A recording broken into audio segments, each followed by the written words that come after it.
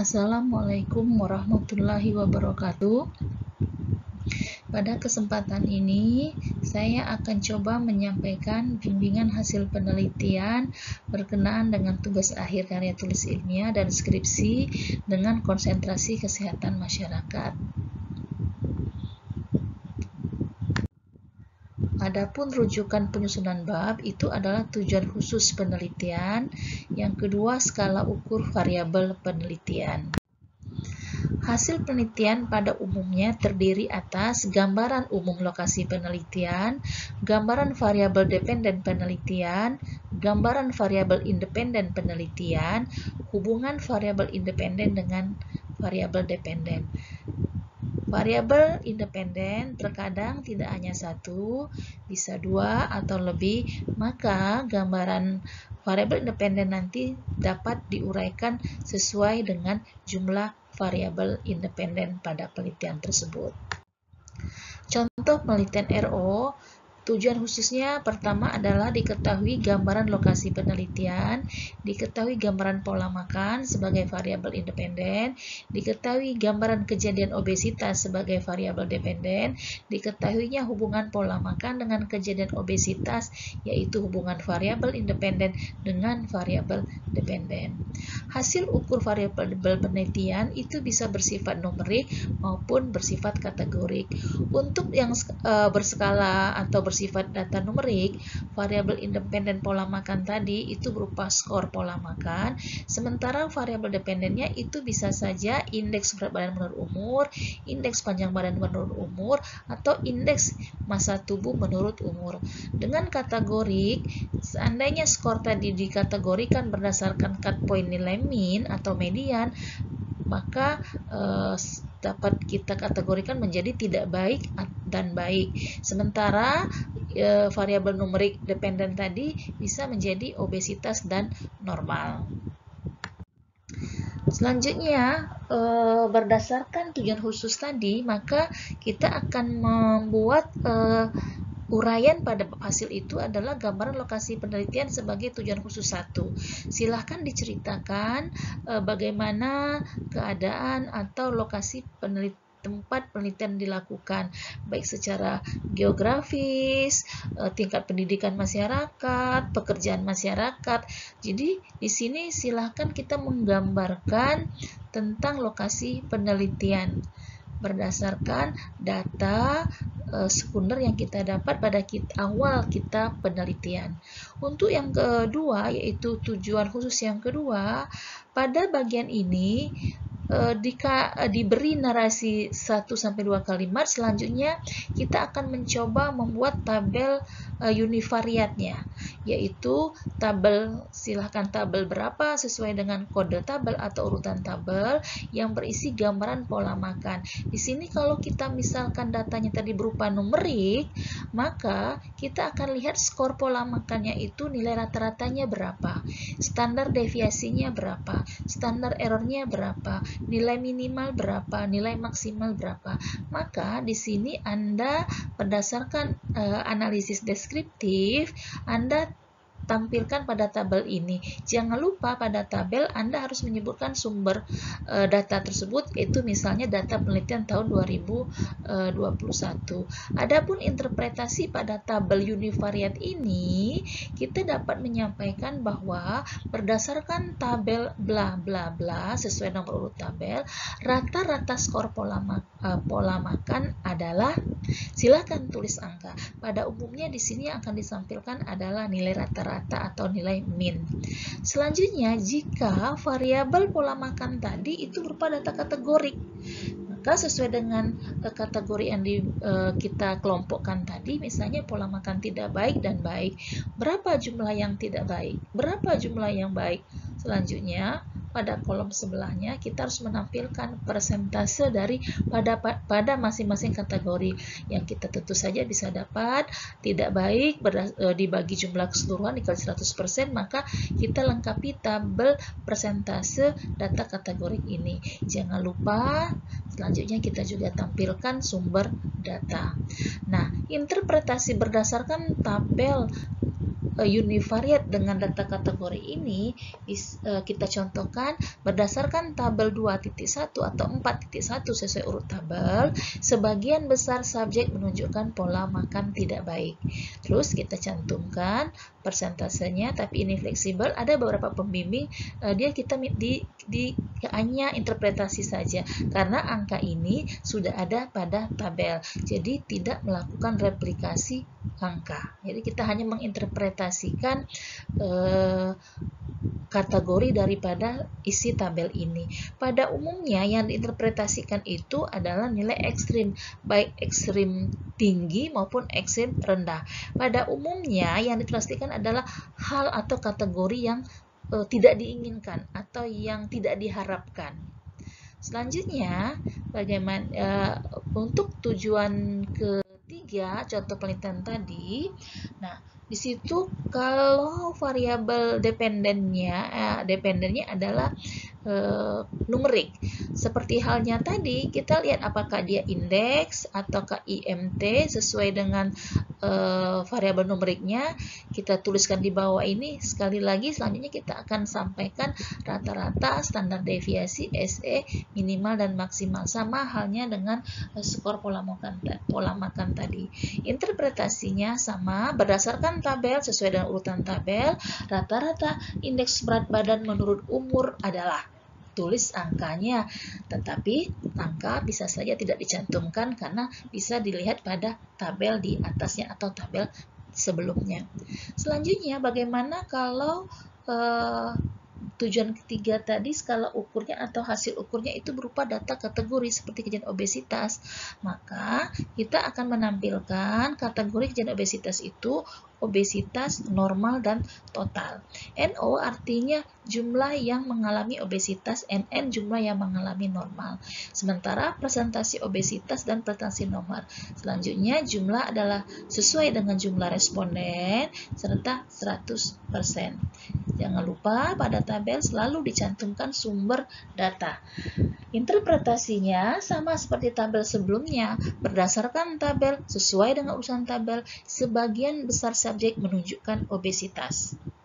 Angka ataupun proporsinya boleh saja tidak ditampilkan karena sudah disajikan pada tabel sebelumnya. Sama seperti skor pola makan, kategori pola makan, yang diinterpretasikannya adalah hal-hal negatif, hal-hal yang tidak diharapkan. Nah, bagaimana untuk keempat, yaitu menjawab tujuan khusus yang keempat tadi. Nah, di situ kita akan melihat hubungan bivariabel adalah hubungan antara variabel independen dengan variabel dependen. Ya, kita anggap di sini kedua-duanya adalah berskala numerik. Ya, berskala numerik dan sudah dieksplorasi dia berdistribusi normal. Kalau tidak normal, kita bisa saja memilih Spearman. Maka tampilan uji bivariabel antara variabel independen dengan dependen ini, kalau dia berupa data numerik menggunakan analisis korelasi, kita akan buat seperti ini tabelnya. Apa variabel dependennya, yaitu indeks PB per U, dan variabel independennya adalah skor pola makan. Berapa nilai signifikansinya alfanya, itu dilihat dari output SPSS ataupun output aplikasi lain dalam analisis data. Selanjutnya berapa nilai R-nya, apakah dia positif atau negatif. Nah, interpretasinya adalah berdasarkan tabel, sesuai tabel, ada hubungan antara skor pola makan dengan indeks berat badan menurut umur. Nilai signifikansi ini bisa saja dicantumkan ataupun tidak, karena di tabel sebelumnya sudah ada. Nah, untuk tambahan korelasi ini, kita bisa saja menambahkan arah hubungan, kalau dia berkorelasi atau bermakna. Arah hubungannya positif atau negatif, dan seberapa kuat hubungan tersebut, sesuai dengan konsep dasar uji korelasi. Ya, ini kalau hubungan kedua variabel tadi itu sama-sama berskala numerik dan distribusi datanya normal. Kalau nanti tidak normal, di sini yang dianalisisnya itu persen. Ya, oke. Selanjutnya kita akan melihat bagaimana kalau tujuan keempat tadi itu skala ukur variabel penelitiannya itu adalah data kategori. Tadi pola makan itu tidak baik dan baik, terus kejadian obesitas, dan normal. Maka pada kesempatan ini kita menyajikan tabel namanya tabel kontingensi. Seperti ini ya, dimana tadi variabel independennya terdiri dua kategori, yaitu tidak baik dan baik, kejadian obesitasnya obesitas dan normal. Berarti 2 kali 2 sesuai dengan konsep statistik, maka kita dapat menggunakan uji chi-square. Ya, silakan dilakukan. Nah, kita akan mengisi ini tabel silang. Jadi di sini adalah tidak baik itu berapa orang yang mengalami obesitas dan yang normal. Begitu juga dengan kategori pola makan yang baik. Berapa orang yang mengalami obesitas dan berapa orang yang mengalami normal. Nah, jumlah di sini itu adalah row. Jumlah row. Mengapa? Karena desain penelitian ini adalah cross-seksional. Seandainya penelitian itu nanti bersifat case control, maka jumlahnya ini bukan di row, tetapi di kolom. Jadi di bawah kategori ini. Ya. Nah, selanjutnya pada kesempatan kanan kita mencantumkan nilai signifikansi dan 95% confident interval. Data ini itu bisa Anda ambil dari output SPSS waktu melakukan analisis chi-square. Ya, ini contohnya. Jangan lupa sumber data penelitian. Nah, pada saat kita mau membuat interpretasi hubungan variabel independen dan dependen dengan desain cross-seksional, maka kita contohkan seperti berikut, yaitu berdasarkan tabel, sebutkan urutan tabel tadi. Nah, subjeknya siapa? Sebutkan subjeknya. Balita kah, remaja kah, usia dewasa. Maka subjek dengan pola makan yang tidak baik, angkat pola makan yang tidak baik, itu yang mengalami obesitas ada berapa persen? Sementara subjek dengan pola makan yang baik mengalami obesitas itu berapa persen?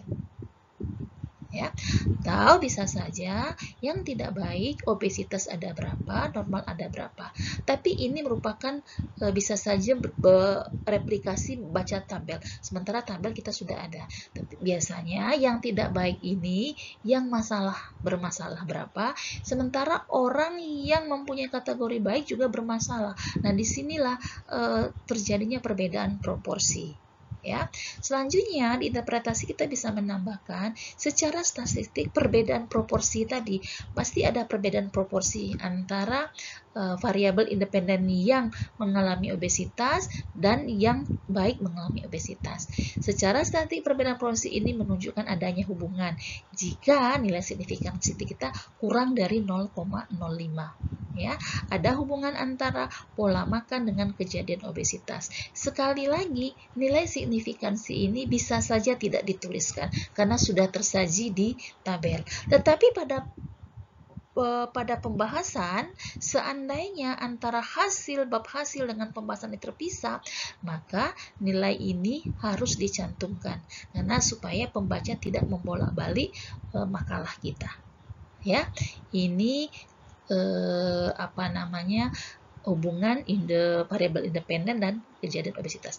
Seandainya variabel independen tidak hanya pola makan, ada jenis kelamin, ada aktivitas fisik, maka silakan di copy paste tabel tujuan khusus 4 ini menjadi tujuan khusus 5, 6, dan seterusnya. Ya, yang dibedakan adalah variabel independennya saja. Sementara variabel dependennya itu sama. Jadi tabel untuk menjawab tujuan khusus 4 ini bisa saja di copy paste kalau memang variabel independennya ada yang lebih dari 1. Sekali lagi, penyajian urutan ini sesuaikan dengan tujuan khusus, sehingga kalau ditanya tujuan khusus 1, jawabannya ini. Tujuan khusus 2, ini. Jadi secara bab 1, bab 3, dan bab hasil itu runut. Nah, sebagai catatan, interpretasi berdasarkan persentase tadi itu bisa kita lihat dengan kata-kata seandainya suatu proporsinya 10-25% itu interpretasinya adalah sebagian kecil responden. Sebutkan siapa responden kita tadi. Terus kalau 26-49% itu hampir sebagian responden. Sementara kalau 5% itu setengah dari responden atau sebagian responden. Jika persentase kita 51 sampai 75%, maka interpretasinya sebagian besar responden. Kita bisa sebagian besar responden apa variabel independen kita tadi. Seandainya persentase 76 sampai 29, maka kita akan dapat interpretasinya bahwa hampir seluruh responden, karena masih ada belum 100% ya. Nah, sementara kalau dia 100%, maka seluruh responden. Ini contoh interpretasi berdasarkan nilai persentase jika variabel skala ukur tadi bersifat data kategori. Selanjutnya, perlu dicatat juga bahwa interpretasi narasi yang kita buat di bawah tabel-tabel untuk menjawab tujuan khusus tersebut itu merupakan kesimpulan untuk bab penutup. Angkanya saja yang tidak dicantumkan. Beberapa pembimbing, beberapa literatur, beberapa karya penelitian terkadang masih mencantumkan angkanya. Ya, karena ini supaya dibaca orang tidak tahu angka, tapi apa kesimpulannya. Jadi pada saat kita membuat interpretasi di bawah tabel tadi, itu kita bisa ambil copy paste untuk dibuat pada bab penutup pada kesimpulan.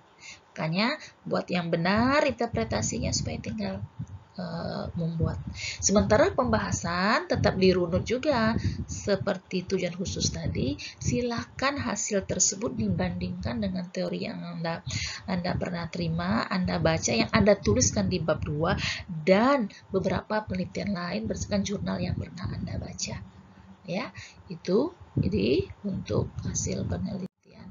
Nah, selanjutnya untuk hasil ini sebelumnya sebenarnya itu sudah ada lampiran yang perlu kita persiapkan, terutama pada kalau kita mau sebenarnya hasil master tabel. Di sini master tabelnya adalah urutan isi kolom dan row data ini itu adalah sesuai dengan instrumen yang kita gunakan.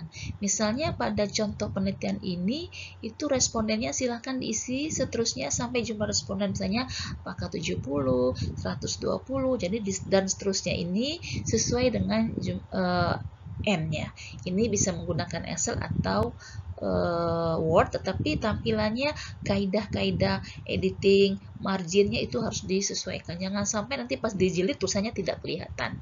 Kode responden, ingat lagi karena ini mau kita tampilkan, maka nama responden kita jangan disebutkan atau dituliskan persis sama, tetapi silakan dikasih kode. Seperti data umum tadi, usia anak dalam bulan, jenis kelamin, tempat tanggal lahir. Nah, pola makan, skornya, mungkin di skor ini di tabel master sebelumnya mungkin kan terdiri dari 6 item pertanyaan, maka ini adalah skor total sehingga langsung kita kategorikannya. Nanti bisakah 0 itu kategori tidak baik, 1 itu tidak baik. Ini kita isi semua. Kalau seandainya skornya tadi terdiri beberapa item pertanyaan, maka pecahkan lagi skor ini sesuai dengan item-item pertanyaan atau pernyataan yang kita ajukan. Begitu juga dengan antropometri, berat badan, ya, Z-score. Z-score disesuaikan apakah indeks yang kita gunakan, apakah berat badan per umur, panjang badan per umur, berat badan. Ini disajikan, ya, ini disajikan, disiapkan untuk lampiran. Pada 9 hasil ini dilampirkan. Dan sekali lagi ingat betul, ini nanti pengkodeannya, kategorinya. Ya, Anda harus bisa menjawab mengapa dia misalnya Z-score itu dia masuk kategori gizi kurang, gizi baik atau normal. Anda harus bisa menjawabnya. Anda boleh saja menambahkan keterangan di bawah tabel master ini. Misalnya jenis kelamin ini 0 itu kalau dia laki-laki, 1 itu kalau dia perempuan. Ya, ini tolong disiapkan untuk lampiran master tabelnya.